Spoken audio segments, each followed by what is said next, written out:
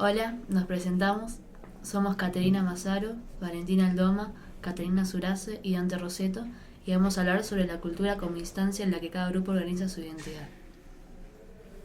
Bueno, antes de empezar a hablar y explicar esto, hay que tener en cuenta y en claro algunos conceptos, como por ejemplo, ¿qué es la cultura?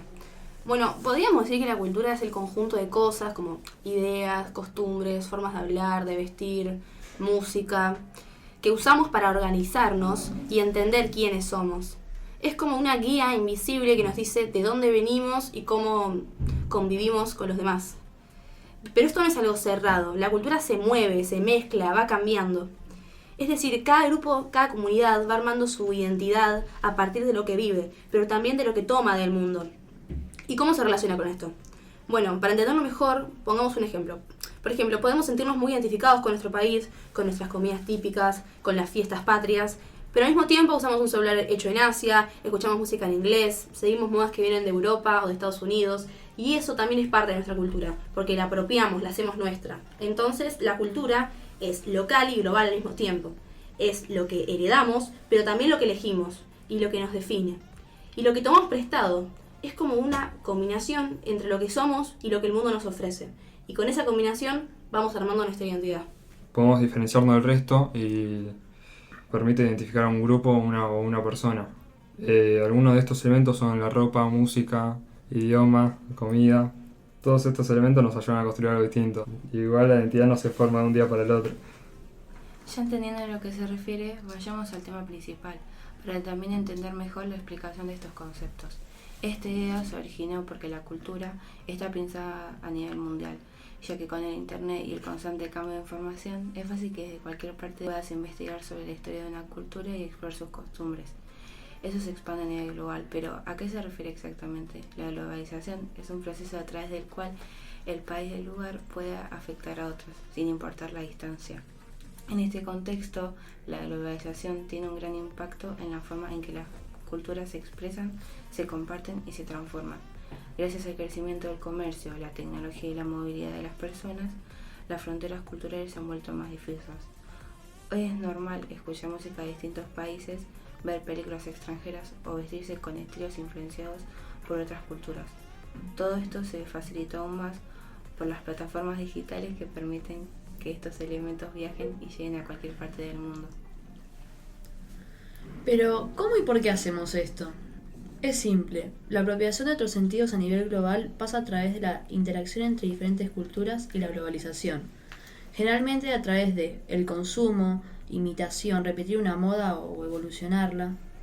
Las redes sociales, que mezclamos forma de pensar, hablar, estilo de vida y entre muchas cosas más.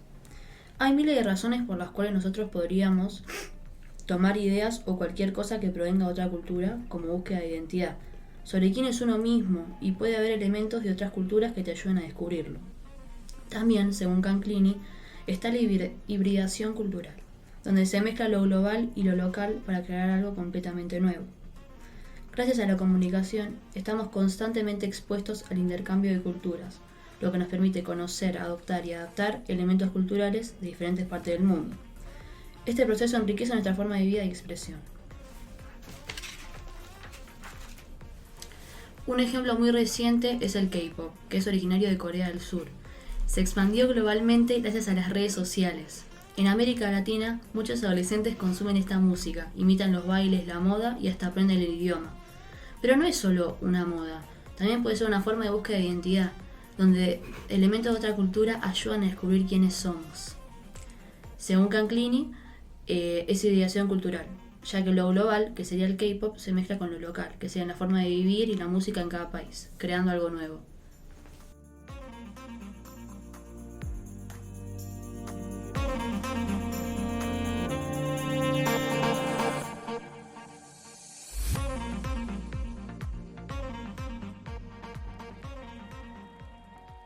Hola, ¿cómo están?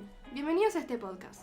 Hoy vamos a hablar sobre la cultura, pero no desde el lado típico o aburrido, sino de cómo eso que vivimos todos los días, que nos atraviesa, que nos define y que aunque a veces no lo notamos, también puede ser una forma de poder, consenso y hasta manipulación. La cultura como instancia de conformación del consenso y de la hegemonía.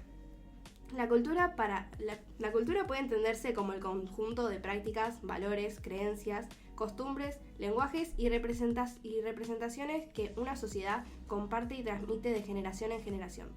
No se limita al arte o a las expresiones elevadas como el teatro o la música clásica, sino que abarca también las costumbres de la vida cotidiana, desde lo que comemos hasta la forma en la que nos saludamos. El texto plantea que la cultura no es solo un espacio de expresión, sino que también una instancia de conformación del ascenso y de la hegemonía.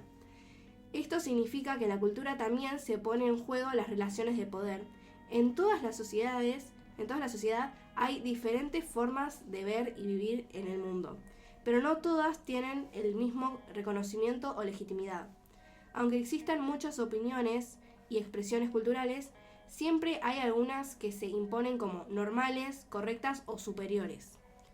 Esa imposición no se da necesariamente por la fuerza, sino que opera de manera más pasiva a través del consenso, es decir, cuando muchas personas aceptan ciertas ideas como si fueran naturales o sin lugar a dudas. Este fenómeno se reconoce como la hegemonía. La hegemonía cultural consiste en que una clase o grupo social logra que su visión del mundo sea adoptada por mayor como si fuera la única posible o la más validada. Esa visión se representa como universal cuando en realidad es el resultado de una lucha de intereses. En el caso argentino, un ejemplo claro en estas relaciones desiguales dentro de la cultura es la diferencia del reconocimiento entre el Teatro Colón y la cumbia villera. Mientras que el Teatro Colón es promovido desde el Estado, los medios y las instituciones como símbolo central de la cultura nacional, lo cual nadie niega que lo sea, la cumbia villera es una expresión popular, escuchada y reproducida por amplios sectores sociales, muchas veces es denigrada o considerada de bajo nivel. Esto no se debe a su valor artístico en sí mismo, sino que está asociada a sectores históricamente marginados. Este ejemplo demuestra cómo dentro de una misma nación algunas expresiones culturales son legitimizadas y otras son silenciadas o estigmatizadas. En otras palabras, hay una disputa permanente en torno a que se considera cultura auténtica o nacional, y esa disputa es atravesada por el poder y la desigualdad. Por lo tanto, analizar la cultura implica también cuestionarse qué voces son escuchadas, cuáles son ignoradas y quiénes tienen la capacidad de definir lo que es valioso o no dentro de una sociedad. Comprender esto nos permite tener una mirada más crítica y plural sobre la cultura argentina, reconociendo la riqueza de su diversidad y la importancia de dar lugar a todas las formas de expresión. Para empezar, podemos decir que la cultura es como un código que le da sentido a lo que hacemos. Es lo que nos permite entendernos, convivir y construir la sociedad en la que vivimos. No es algo que surge de la nada, sino que se crea y se recrea constantemente. Y cuando digo recrea, no es copiar, sino que es más bien renovarla, adaptarla a los nuevos tiempos, pero siempre manteniendo su esencia. Algo clave para entender que esto es que cada cosa que hacemos forma parte de nuestra identidad cultural. ¿Qué significa? Que no es algo aparte, no es que tenemos una parte culturosa y otra que no. Todo tiene lugar.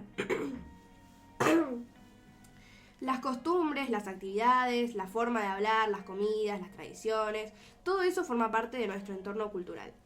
Además, existen espacios de encuentro donde aprendemos y compartimos estas cosas. Por ejemplo, el colegio, el trabajo, las salidas con amigos o juntarse en la iglesia. Todos estos lugares son importantes porque nos enseñan cómo movernos, qué está bien y qué no en nuestra sociedad. Y nos ayudan a construir quiénes somos. Por ejemplo, en el trabajo, donde además de cumplir nuestras tareas, también aprendemos códigos y formas de relacionarnos. Lo mismo pasa en la iglesia, que nos conecta con ciertas creencias y tradiciones que son parte de nuestra cultura. En todo esto, la sociedad juega un papel fundamental.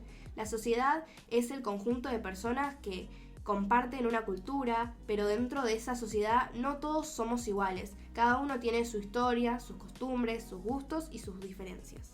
Por ejemplo, la ropa que usamos no es solo para taparnos. La ropa puede decir mucho de nosotros. Puede mostrar nuestra edad, si somos jóvenes, adolescentes, adultos o mayores. También puede expresar nuestro género. si nos identificamos como mujeres, varones u otras identidades. Además, la ropa puede mostrar a qué grupo social pertenecemos. Por ejemplo, hay marcas que solo algunos pueden comprar, o hay formas de vestir que están más asociadas a ciertos grupos. Incluso a veces la ropa tiene que ver con el trabajo que hacemos. No es lo mismo el uniforme de un médico que la ropa que alguien que trabaja en la construcción. Todo esto nos muestra que la cultura está presente en cada detalle de nuestras vidas, en cómo hablamos, en cómo nos vestimos, en las personas con las que nos juntamos, en las actividades que hacemos, en las costumbres que seguimos y en los lugares donde nos movemos. La cultura como dramatización eufemizada de los conflictos sociales representa la cultura de una manera más general y simbólica. Intenta suavizar las luchas de poder que vayan de una manera muy cruda o confrontante y en su lugar buscan llevarlas por quejas y problemáticas sociales, pero por un lado más indirecto, ya que a través de rituales, mitos, leyendas, arte, deportes, baile, canciones y entre otras formas de expresión. Para entender mejor, separemos y definamos a qué hace referencia cada palabra. Cuando utilizamos el término dramatización, hace referencia como si la sociedad tuviera un escenario para explayarse y exponer las problemáticas que las afectan de una manera más simbólica, teatral o indirecta.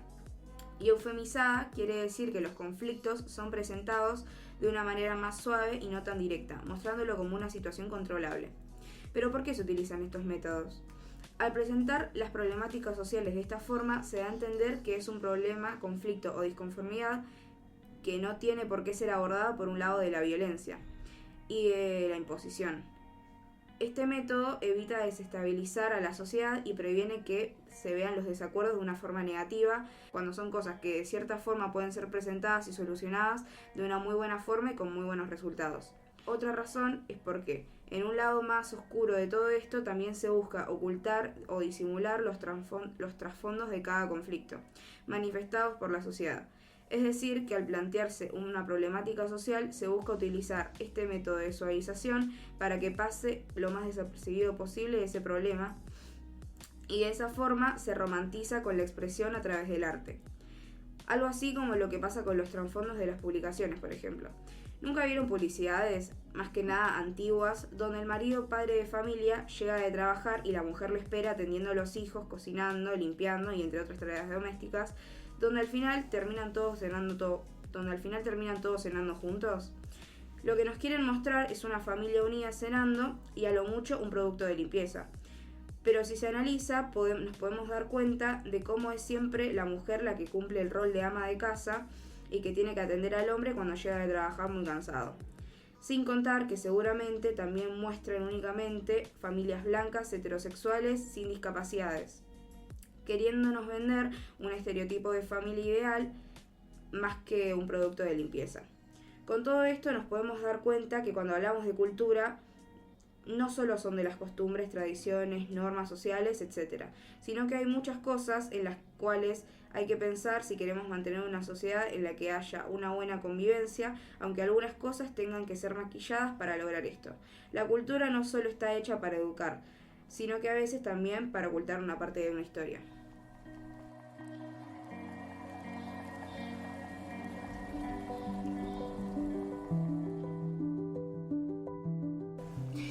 Hola, yo soy Cande, hoy estamos con Cami, Oli y Ele para hablar sobre cultura como dramatización en conflictos sociales. La cultura consiste en el conjunto de conocimientos, creencias, costumbres, valores y prácticas, compartidas por un grupo social, que se transmite de generación en generación y que dan forma a la identidad de ese grupo. La identidad, en general, se refiere al sentido de quién somos y cómo nos identificamos, tanto individualmente como en relación con grupos y culturas. Dentro de la cultura hay expresiones como el teatro, el cine, las canciones, el baile, los deportes, etc. Ahora las chicas van a contarnos sobre estos temas mencionados y cómo forman parte de la cultura argentina. El teatro argentino tiene una rica tradición con influencias en la identidad nacional.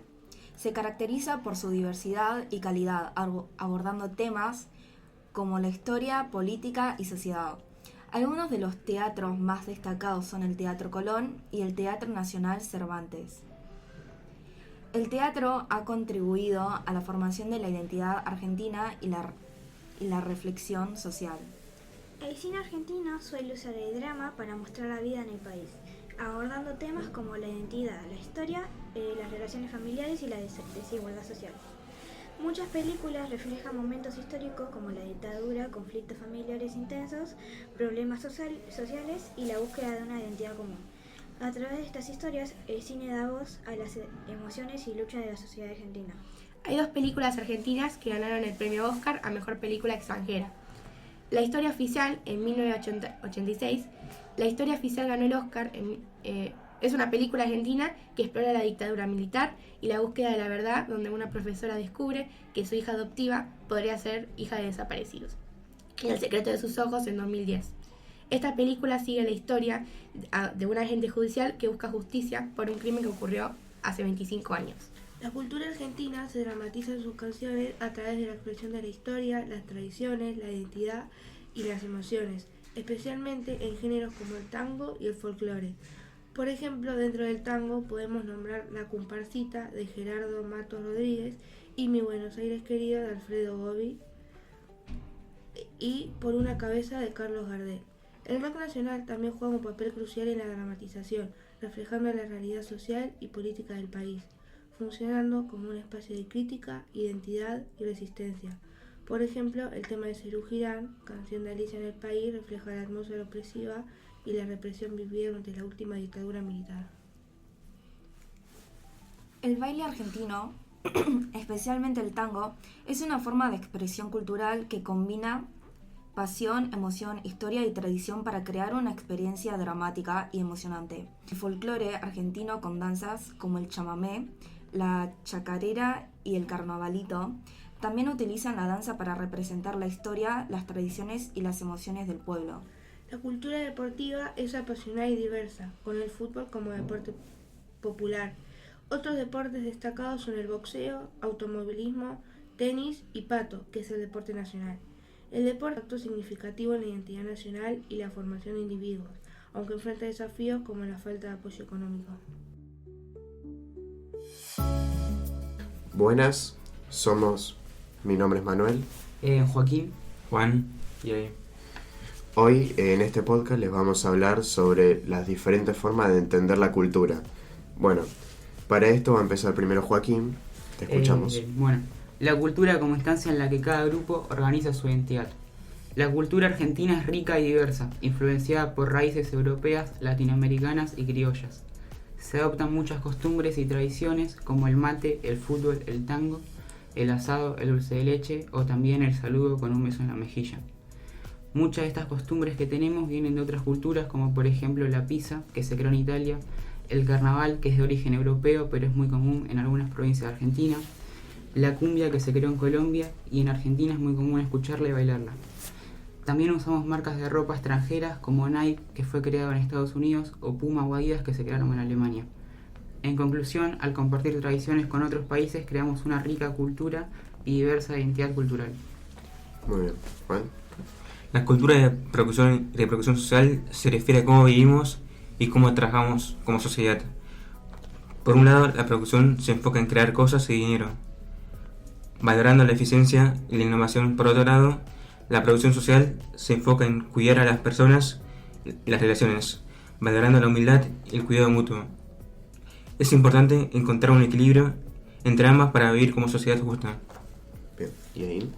En el contexto argentino, la hegemonía cultural se refiere a la capacidad del grupo social dominante para imponer su visión del mundo, valores y normas como la norma aceptada por la sociedad en un conjunto, incluyendo a los grupos subalternos. Este proceso no se logra únicamente a través de la coerción, sino también mediante el consenso, donde las clases dominantes logran convencer a otros sectores de la sociedad de que sus intereses son los intereses generales. Bien. Y yo, la cultura como dramatización eufemizada en los conflictos sociales, lo que quiero decir es que la cultura en este contexto puede funcionar como una forma de dramatización de las tensiones y desigualdades, a través de diversas manifestaciones culturales, como el teatro, el cine, la música o incluso el deporte. Las sociedades representan simbólicamente sus conflictos, a menudo suavizando o encubriendo la verdadera naturaleza de las luchas del poder. Esta idea de la cultura implica que las expresiones culturales no son meras representaciones estéticas, sino que también cumplen una función social importante. A través de la cultura, los conflictos pueden ser representados de forma más aceptable o menos amenazante. Por ejemplo, un ejemplo de esto puede ser, por ejemplo, la canción de Charly García, Los dinosaurios, la cual habla sobre lo que fue la desaparición de las personas durante la dictadura militar. En resumen, la cultura actúa como un mediador entre la realidad social y la representación social de la misma. Hola, muy buen día a todos los oyentes de este podcast. Espero que estén pasando un lindo día en esta hermosa y gran Argentina. Somos Federico Roberto, Máximo Fernández, Luciano Espano y Joaco Santamaría. Hoy vamos a hablar de la cultura como dramatización eufemizada de los conflictos sociales. A continuación vamos a dar una breve explicación de esta cultura y algunos ejemplos. La cultura, vista como una dramatización eufemizada de conflictos sociales, se refiere a cómo las sociedades utilizan símbolos, representaciones y rituales para expresar o encubrir tensiones y luchas internas de poder. Esta perspectiva sugiere que la cultura no es solo un reflejo de la sociedad, sino también una herramienta para gestionar, moldear o incluso ocultar aspectos conflictivos de la misma. Bueno, ahora vamos a hablar más o menos de los ejemplos, algunos conceptos que esta cultura, como dramatización eufemizada, puede ponerse como ejemplo a través del teatro, el cine, canciones, baile, el deporte. Cada sociedad expresa sus conflictos y al acceder y acercarnos a estas manifestaciones, accedemos también a ellos. A continuación, vamos a hablar de algunos ejemplos. Un ejemplo puede ser el teatro, ya que las obras pueden abordar temas sociales controversiales sin ser explícitas, utilizando metáforas y personajes para representar las tensiones sociales. Sí, muy bueno ese ejemplo. También otro ejemplo para mí puede ser en el cine, que se puede explorar las desigualdades sociales, las luchas de poder o las injusticias a través de las narrativas que no siempre presentan una crítica directa.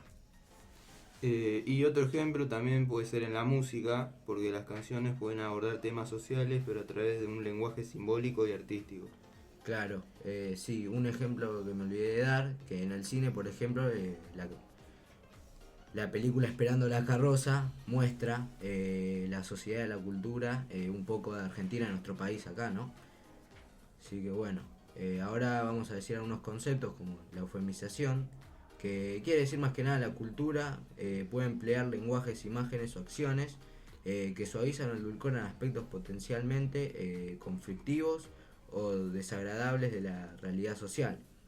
Esto también puede ayudar a mantener la cohesión social y evitar tensiones explícitas. Control y consenso. Para dramatizar los conflictos de manera eufemística, la cultura contribuye a la formación de consenso y a la gestión de las relaciones de poder. Las representaciones culturales pueden influir en la percepción de la realidad, en la aceptación de ciertas jerarquías o desigualdades. Bueno, y yo voy a decir las implicaciones. Esta perspectiva de cultura como dramatización eufemizada de los conflictos sociales imita una reflexión crítica sobre cómo la cultura contribuye a la producción de las relaciones de poder, cómo se presentan los conflictos y cómo manipulan las narrativas para legitimizar ciertas posiciones.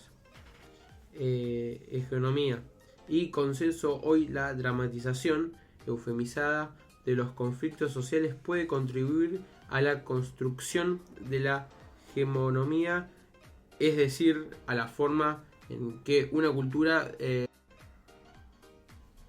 Hegemonía y consenso. Hoy la dramatización eufemizada de los conflictos sociales puede contribuir a la construcción de la hegemonía, es decir, la forma en que una cultura denominante legitima su poder y la consolida el consenso social. Muy interesante todo.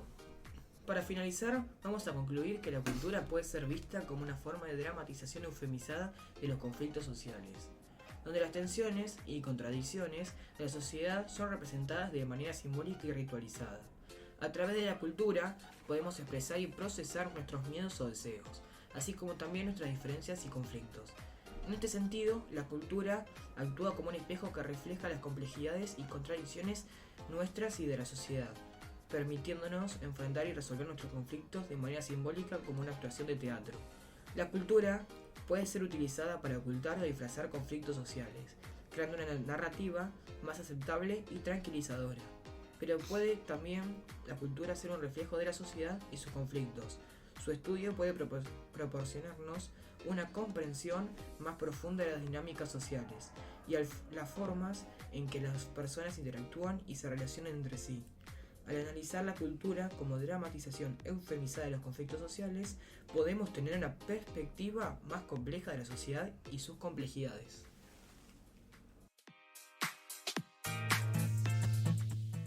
¿Qué onda la banda? Somos las Teteras del Valle y está integrado por J. Morelli, Juan Manuel Regis de Yaguareté del Valle y Gael Báez. En este podcast les vamos a hablar sobre García Canclini, cuál y cuándo consiguió sus títulos, gracias a qué consiguió su doctorado y su forma de pensar sobre la cultura.